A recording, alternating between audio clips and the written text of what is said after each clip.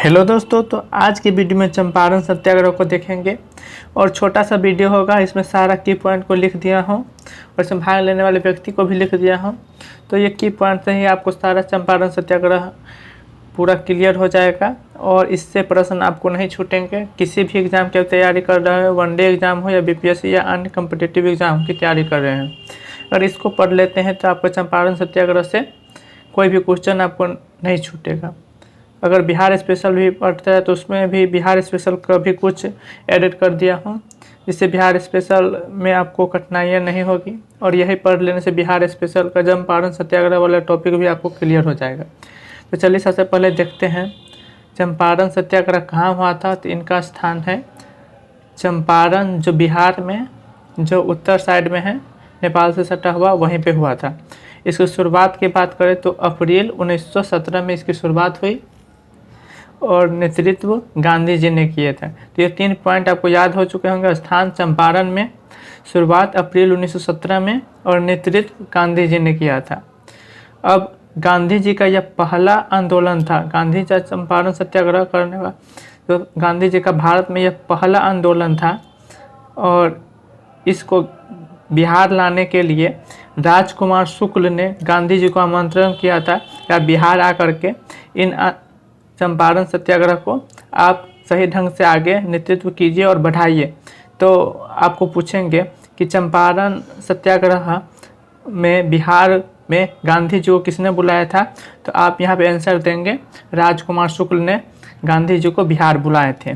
कारण की बात करें चंपारण सत्याग्रह क्यों हुआ, तो इसका कारण है 3 कठिया प्रणाली के विरोध में। 3 कठिया प्रणाली यानी 20 कट्ठे ज़मीन में आपको 3 कट्ठे पर नील की खेती करनी होती थी और इस समय जो रासायनिक नील का प्रयोग, जो रासायनिक नील होता है, वो भी बन चुके थे। इसलिए उसको किसान को, बिहार के किसान को उचित मुआवजा नहीं मिल पाता था। इसलिए चंपारण सत्याग्रह बिहार के किसान करना शुरू किए। वहीं इसमें भाग लेने वाले व्यक्ति की बात करें, इसमें कौन कौन से व्यक्ति जो बिहार से हैं जिसने भाग लिए थे, तो उसमें सबसे पहला नाम है जेबी कृपलानी ने भाग लिए थे। दूसरा नाम है राजेंद्र प्रसाद। तीसरा नाम है ब्रजकिशोर प्रसाद। जो राजेंद्र प्रसाद, जब गांधी जी बिहार आए उस समय सबसे पहले राजेंद्र प्रसाद के ही आवास पे गए थे, लेकिन राजेंद्र प्रसाद किसी कारण बस वहाँ पे नहीं थे तो उस कारण नहीं मिल पाए। लेकिन जब चंपारण सत्याग्रह जो शुरू हुआ उस समय राजेंद्र प्रसाद ने भी चंपारण सत्याग्रह में भाग लिए थे। फिर तीसरा ब्रजकिशोर प्रसाद और चौथा महादेव देसाई और 5वां नरहरि पारिक। इन 5 व्यक्तियों ने चंपारण सत्याग्रह में गांधी जी के साथ थे। अगर आप चंपारण सत्याग्रह पढ़ रहे हैं तो इससे जुड़े हुए भी कुछ बात आपको जान लेना ज़रूरी है, क्योंकि ये भी पॉइंट कहीं कहीं आपको किसी भी एग्ज़ाम में पूछ दिए जाते हैं। इसलिए ये बात भी आपको जानना ज़रूरी है। तो ये नोट में अलग से लिख दिया हम। इसी आंदोलन के बाद रविंद्रनाथ टैगोर ने गांधी जी को महात्मा की उपाधि दी थी। तो महात्मा सर्वप्रथम रविंद्रनाथ टैगोर ने ही कहा था गांधी जी को।